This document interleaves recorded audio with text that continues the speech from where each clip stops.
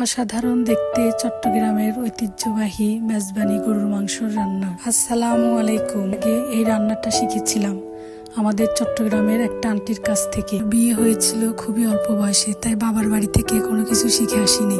ধরতে গেলে ওনাদের কাছে সবকিছু শেখা। যত ধরনের মশলা লাগে সবই আমি দিয়ে হাতে মাখিয়ে রেখেছিলাম 30 মিনিটের মতো।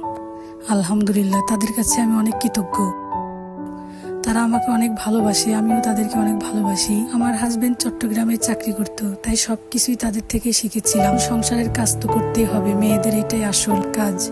কোনো মানুষের থেকে কোনো কিছু শিখলে এটা বলতে আমার কোনো লজ্জা নেই। আমরা তখন ছোট ছিলাম।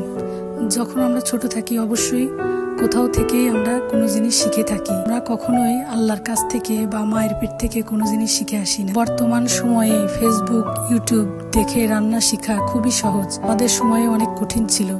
সবাই ভালো থাকবেন। আল্লাহ হাফেজ।